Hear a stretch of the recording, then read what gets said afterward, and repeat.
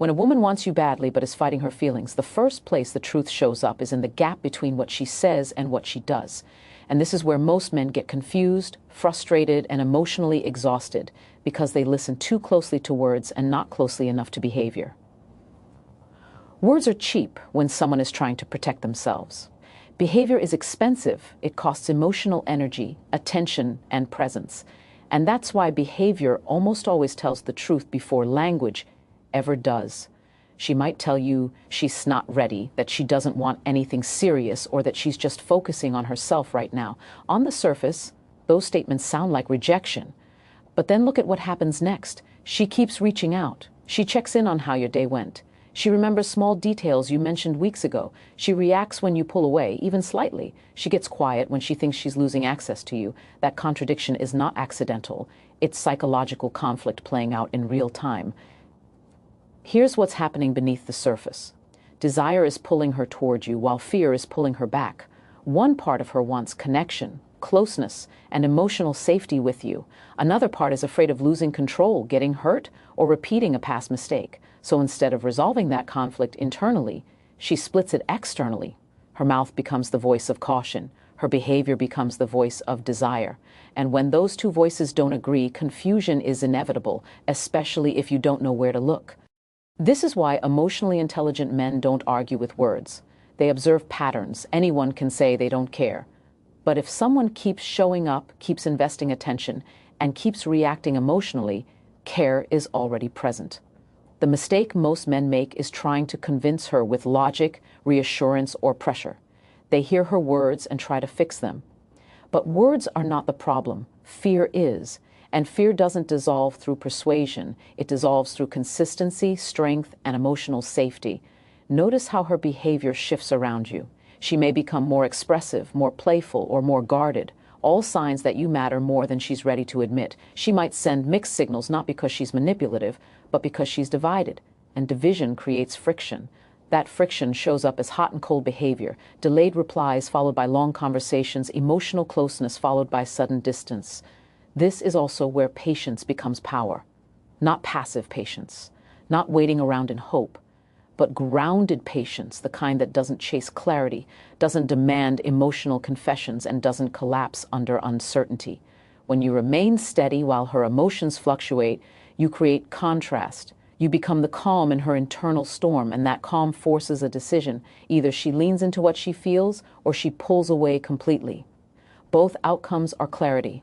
The deeper truth is this: when her actions keep choosing you, even while her words resist you, desire is already winning. She just hasn't caught up to it yet.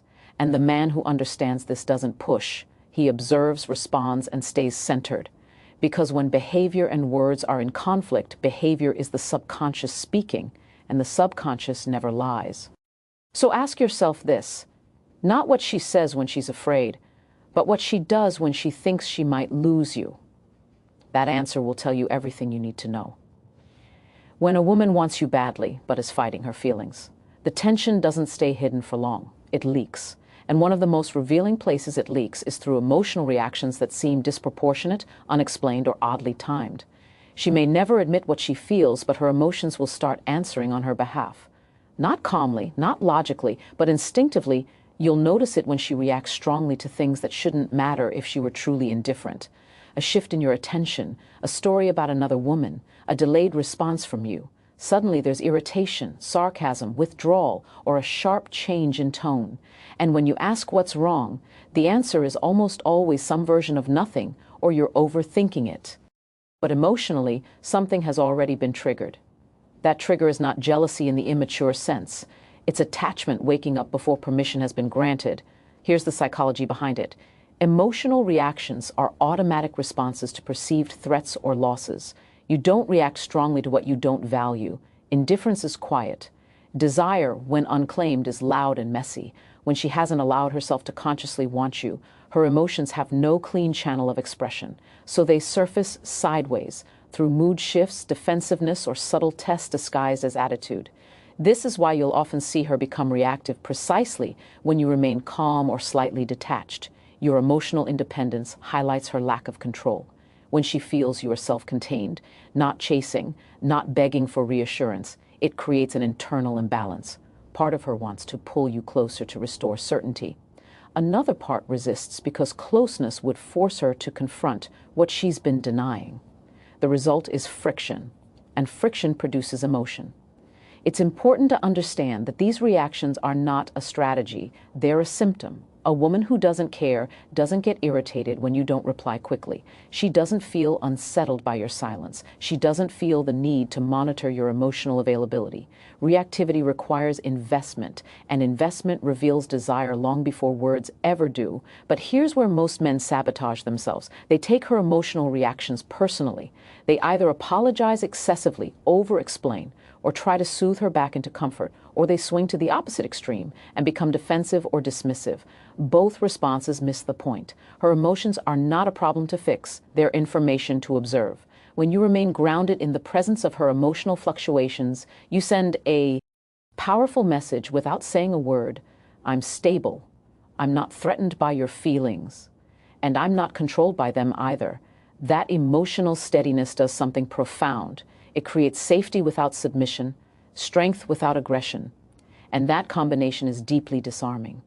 Over time, this forces her to face the real source of her reactions. She can no longer blame your behavior, your timing, or your tone. She has to confront the truth that what's bothering her is how much she cares. And that realization is uncomfortable but clarifying. Emotional awareness often begins with emotional discomfort. Philosophically, this is where authenticity is tested. Many people want connection without vulnerability, desire without risk, but life doesn't work that way. Emotion is the price of attachment, and when someone fights their feelings, those feelings don't disappear. They rebel. They demand acknowledgement. So when you see emotional reactivity without explanation, don't rush to label it drama or manipulation. See it for what it is, unspoken attachment trying to surface. Your role is not to provoke it, suppress it, or rescue her from it. Your role is to stay present, centered, and self-respecting, because the strongest position you can take is not emotional dominance, but emotional clarity. And when you hold that clarity, her emotions will eventually have no place left to hide. When a woman wants you badly but is fighting her feelings, she rarely disappears. Instead, she finds reasons, small, reasonable, almost innocent reasons, to stay connected. Not because she's confused about you, but because she's trying to stay emotionally close without having to fully admit why. This is where many men misread her behavior as just friendly or casual, when in reality, it's controlled closeness. Distance with a lifeline attached. She may reach out for advice on things she would easily handle herself. She might ask your opinion on decisions that don't actually require your input. She sends messages that don't demand vulnerability. Memes, random observations, a quick hope your day's going well. On the surface, these interactions seem light, but psychologically, they serve a deeper function. They maintain emotional access while minimizing emotional risk. What she's doing is creating what feels like a safe channel. If she were to say outright, "I want you," she would have to confront the possibility of rejection, loss of control, or emotional exposure. But if she stays connected under the guise of casual conversation or practical reasons, she can keep you in her emotional orbit without stepping into that fear. It's closeness without accountability, intimacy without confession. This behavior is especially telling when she initiates contact during moments of emotional vulnerability, late nights, stressful days, or transitions in her life. These are the times when defenses are naturally lower and desire becomes harder to suppress. Instead of reaching out directly with honesty, she reaches out indirectly with familiarity. And familiarity over time is a powerful emotional glue. From a psychological standpoint, this is attachment management. She is regulating her emotional state through connection with you. Your presence stabilizes her, grounds her, or makes her feel seen. But because she hasn't allowed herself to consciously choose you, she keeps the interaction framed as safe, neutral, or harmless. The irony is that the more she does this, the more attached she becomes. This is also where discipline on your part becomes critical. If you immediately overinvest, overrespond, or treat every interaction as a hidden confession of love, you collapse the space she's carefully maintaining. Not because she doesn't want you, but because, you force the truth too quickly. Desire needs room to breathe. Pressure suffocates it. At the same time, emotional unavailability is not the answer either. Pulling away dramatically, playing games, or withholding to provoke a reaction may get attention, but it undermines trust. The balance lies in being present without being dependent, warm without being needy, engaged without being consumed.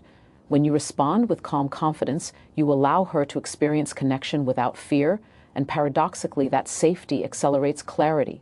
Over time, the reasons she uses to stay connected begin to feel hollow, even to her. The questions become more personal, the conversations deepen, the pretexts fade. What remains is the undeniable fact that she chooses to reach for you. Philosophically, this reflects a deeper truth about human desire. We often move toward what we want before we are brave enough to name it. Action precedes language, behavior precedes identity, and in matters of the heart, we test the water long before we admit we want to swim. So don't ask why she keeps finding reasons to stay in your world. Ask what it means that she doesn't want to leave it. Because when someone keeps choosing connection, however small, however disguised, they are already revealing where their desire lives. And the man who understands this doesn't rush the process. He allows the truth to surface naturally, knowing that real desire never needs to be forced, only understood. When a woman wants you badly but is fighting her feelings, she rarely chases in the way people expect. Instead, she tests. Not out of manipulation, not out of cruelty, but out of uncertainty. Desire makes her curious, and fear makes her cautious. So before she allows herself to fully lean in, she needs to know who you are under pressure. Not who you claim to be, but who you remain when things are unclear. These tests resubtle. They don't look like challenges at first. She may pull back slightly to see if you panic. She may delay responding to see if you become anxious or demanding. She may question your intentions, tease your confidence, or bring up hypothetical scenarios designed to see how grounded you are. And most men misunderstand this. They assume testing means lack of interest. In reality, it often means the opposite. Testing is investment. You don't test what you don't care about. Psychologically, what she's really asking is simple: are you stable without me? Because stability is safety. And safety is what allows desire to move forward without fear. If you crumble when she creates distance, if you chase clarity, reassurance, or validation, you answer her question in a way that reinforces her resistance. Not because you're weak, but because your emotional center becomes dependent on her response. This is why she tests instead of chasing. Chasing would expose her feelings too clearly. Testing allows her to gather information without vulnerability. She wants to know if you can hold your frame, your values, and your sense of self when she introduces uncertainty. If you can, she feels justified in wanting you. If you can't, her fear gains leverage. Here's where philosophical depth matters. Strength is not control over others. Strength is self-possession. And self-possession is deeply attractive because it suggests emotional maturity. When you don't react impulsively to her tests, when you respond calmly, lightly, or not at all, you demonstrate that your identity doesn't hinge on her approval. That doesn't push her away. It creates intrigue. It creates respect. And respect is the bridge between attraction and trust. This doesn't mean becoming cold or indifferent. Indifference communicates disinterest, not strength. What matters is responsiveness without reactivity, presence without pressure. When she tests your emotional center and finds it intact, something shifts inside her. The part of her that's been resisting begins to soften, because now wanting you doesn't feel dangerous. It feels grounded. Many men try to shortcut this process by proving themselves, over-explaining intentions, offering reassurance, or escalating prematurely. But reassurance without evidence feels hollow. What convinces her is consistency, who you are today, tomorrow, and under uncertainty. That consistency answers questions she hasn't even verbalized why. Over time, the tests become less frequent, not because she's lost interest, but because she's gained certainty. She no longer needs to poke the structure if she trusts its foundation. And that's the quiet transition from resistance to acceptance, from fighting her feelings to allowing them. So when you feel tested, don't take it as a threat. Take it as an invitation to remain centered, to act from self-respect rather than fear, because the man who passes these tests doesn't do so by trying to impress. He does so by being unshaken. And in the end, that's what desire submits to, not force, not pursuit, but quiet, unmovable strength. When a woman wants you badly, but is fighting her feelings, one of the most confusing patterns you'll experience is this. She opens up deeply, then suddenly pulls away. One moment, there's warmth, vulnerability, even emotional intimacy. She shares fears, past pain, dreams, or personal stories she doesn't tell just anyone. And then, without warning, there's distance, fewer messages, cooler tone, a subtle wall where there was closeness before. To the untrained eye, this looks like inconsistency. In truth, it's self-protection kicking in. What you're witnessing is not a lack of interest, but an internal alarm system. Emotional openness creates closeness. Closeness creates attachment. And attachment creates risk. The moment she feels herself leaning in emotionally, fear interrupts. Not fear of you, but fear of what wanting you might cost her. Loss of control, vulnerability, the possibility of being hurt. So she retreats, not to reject the connection, but to regain emotional balance. Psychologically, this pattern is deeply human. We move toward what we desire until it threatens our sense of safety. Then we pull back to restore equilibrium. For someone fighting strong feelings, emotional intimacy feels intoxicating and dangerous at the same time. That's why the pullback often happens right after meaningful conversations, shared laughter, or moments of genuine closeness. The depth scares her because depth makes denial impossible. This is where many men misinterpret the situation. They see the withdrawal and assume they did something wrong. So they chase, they ask for explanations, they push for reassurance or clarity. But pressure at this stage amplifies fear. It tells her that opening up leads to expectations, obligations, or loss of freedom. And that reinforces the very resistance she's struggling with. The wiser response is composure. When you don't panic during her pullback, you communicate something powerful. Emotional closeness with you doesn't come with chaos. It doesn't require her to sacrifice herself. It doesn't trap her. Your calm becomes evidence that intimacy with you is safe, not overwhelming. Notice that her withdrawal is rarely permanent. She comes back, she re-engages, she resumes the connection as if nothing happened. That return is important. It means the desire never left. She simply needed space to quiet the fear. Over time, if met with steadiness instead of pressure, the distance shortens. The pullbacks become softer. The openness lasts longer. That's how emotional resistance slowly dissolves, not through force, but through consistency. There's also a philosophical layer here.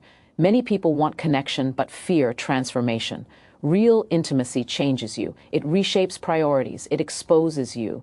And when someone has built their identity around emotional independence or self-protection, intimacy feels like a threat to the self. So they approach it cautiously, testing whether they can touch depth without losing themselves. Your role is not to demand vulnerability, but to honor it when it appears. When she opens up, receive it without exploiting it. Don't weaponize her hoe. Nesty later. Don't remind her of it during moments of distance. Emotional safety is built when vulnerability is respected, not leveraged. Ultimately, her pattern of opening up and pulling back is a sign that something real is forming beneath the surface. Desire is there. Attachment is forming. Fear is simply trying to negotiate terms. And the man who understands this doesn't rush the process or retreat in resentment. He stays grounded, allowing trust to grow at its own pace. Because when fear realizes it doesn't need to defend itself anymore, it steps aside. And when that happens, what's left is not confusion, but clarity. So remember this: emotional distance after intimacy is not the end of the connection. Often it's the moment right before it becomes honest. When a woman wants you badly but is fighting her feelings, the real battle is not about attraction. Attraction is already there. The real battle is about control. Control over her emotions, her future, her sense of self. This is the part most men misunderstand, because they assume hesitation means uncertainty about you. In many cases, it means certainty about how deeply you affect her, and fear of what that depth could take away. Desire is not scary by itself. What's scary is what desire demands. It demands vulnerability. It demands the courage to be seen. It demands the willingness to lose. And if she has learned through experience or observation that love leads to pain, dependence, or loss of identity, then wanting you feels less like pleasure and more like danger. So when she resists, she isn't resisting connection. She's resisting the version of herself that might emerge if she lets go. The version that cares too much, the version that risks too much, the version that can't pretend she's unaffected anymore. Wanting you threatens the illusion of emotional self-sufficiency, and illusions are hard to give up. This is why you'll often sense that her fear has very little to do with trust in you as a person. She may trust your character, your intentions, even your consistency, but she doesn't yet trust what she becomes around you. Her reactions, her longing, her emotional investment. It all feels unfamiliar, maybe even destabilizing. And when someone feels themselves slipping out of control, their instinct is to pull back, to tighten their grip, to slow everything down. From a psychological perspective, this is a classic conflict between desire and self-preservation. The mind wants safety. The heart wants connection. When those two aren't aligned, tension follows. That tension can look like mixed signals, hesitation, or emotional resistance, but beneath it is a very human fear. If I let myself want this, I won't be the same again.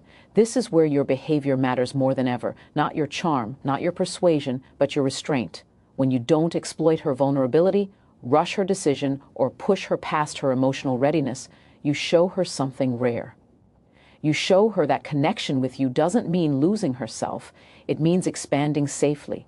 Strength in this context is not dominance, it's containment.